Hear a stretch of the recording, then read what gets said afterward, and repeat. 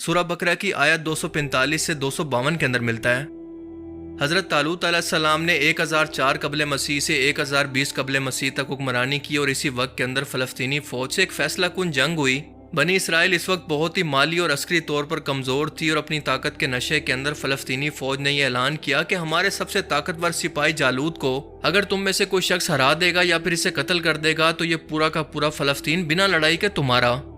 طالوت علیہ السلام نے یہ اعلان کیا کہ جو بھی شخص یہ کام کرے گا میں اپنی بیٹی کی شادی اس سے کروں گا اور وہ بنی اسرائیل کا اگلا بادشاہ ہوگا۔ اسی دوران حضرت داؤد علیہ السلام جو کہ اس وقت بکریاں چرایا کرتے تھے سامنے آتے ہیں اور ایک ہی وار صرف جائنٹ کو جہنم واصل کر دیتے ہیں اور وعدے کے مطابق اب فلسطین بنی اسرائیل کے حوالے ہو جاتا ہے۔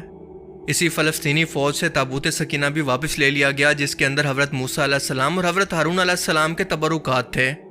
حضرت طالوت علیہ السلام کی وفات کے بعد حضرت داؤد علیہ السلام بنی اسرائیل کے بادشاہ بنے اور پھر بیت المقدس کے اندر اپنا دارالحکومت قائم کیا جس کا نام ہے ہبرون۔ اب تک بنی اسرائیل کے اندر شریعت اللہ کا قانون تورات ہی تھا اور حضرت داؤد علیہ السلام نے پہلی بار بنی اسرائیل قوم یا پھر یہودی قوم کے لیے باقاعدہ طور پر ایک عبادت گاہ قائم کرنے کی شروعات کی۔ اس سے پہلے یہودیوں کے اندر باقاعدہ طور پر کسی عبادت گاہ کا تصور موجود نہیں تھا۔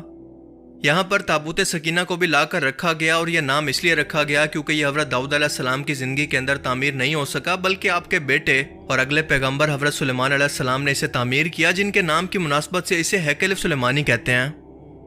اب کیونکہ بنی اسرائیل قوم کے پاس کتاب بھی تھی، عبادت کا تصور بھی تھا، لہٰذا حضرت داؤد علیہ السلام کی زندگی میں ان پر زبور نازل ہوئی جس کا لفظی مطلب ہے ٹکڑا۔